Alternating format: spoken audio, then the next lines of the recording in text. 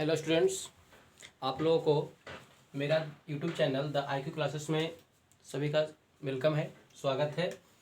हम लोग अगले क्लास में पढ़ चुके थे, जो पीछे क्लास हो चुका हम लोग व्याकरण का परिभाषा देख लिए थे, व्याकरण का प्रकार देख लिए थे। आज हम लोग यहाँ पे देखेंगे वर्ण, ठीक है ना। उसने आप लोगों को बताए थे कि व्याकरण के 3 प्रकार होते हैं मुख्य रूप से, जो आपको बताया गया था। पहला था वर्ण विचार, दूसरा था आप लोगों को शब्द विचार, ठीक है ना। और उसके तीसरा बताया गया था आप लोगों को पद विचार, या फिर आप लोग इसे याद कर सकते हैं वाक्य विचार। वाक्य विचार लिखाया गया था, उसके नीचे कुछ तो और लिखाया गया था आप लोगों को चिन्ह विचार और छंद विचार। तो आज हम लोग डिटेल में देखेंगे कि वर्ण विचार कहते हैं किसे, वर्ण कहाँ से शुरू होती है, वर्ण की संख्या कितने हैं, ठीक है। तो यहाँ पर लोग देखेंगे तो वर्ण किसे कहते हैं। तो पहले हम लोग वर्ण की परिभाषा लिख लेंगे। तो वर्ण उस मूल ध्वनि आवाज को कहते हैं, उस मूल ध्वनि आवाज को कहते हैं जिसका खंड या टुकड़ा नहीं किया जाए, उसे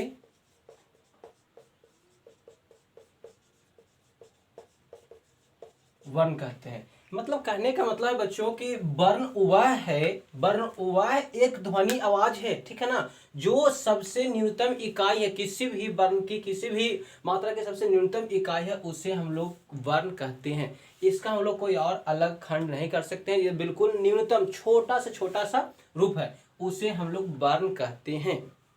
समझ में आ रहा होगा।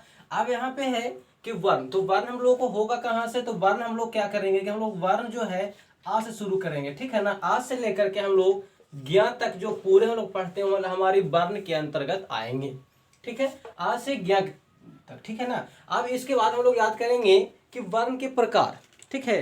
वर्ण हम लोग देख लिए, अब हम लोग देखेंगे वर्ण के प्रकार के। वर्ण के प्रकार कितने होते हैं। तो याद करेंगे हम लोग वर्ण के 2 प्रकार होते हैं।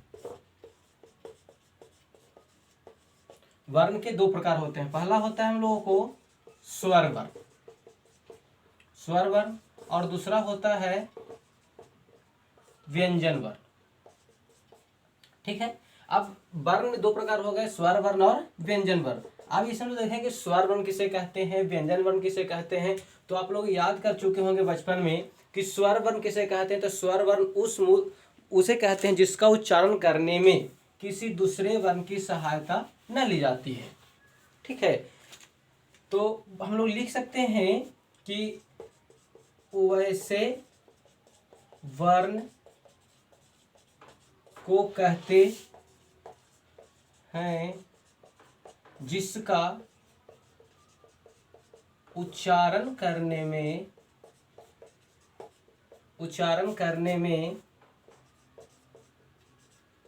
किसी दूसरे वर्ण की सहायता न ली जाती है, उसे स्वर वर्ण कहते हैं। समझ रहे हैं। स्वर वर्ण वैसे वर्ण को कहते हैं जिसका उच्चारण करने में किसी दूसरे वर्ण की सहायता न ली जाती, अर्थात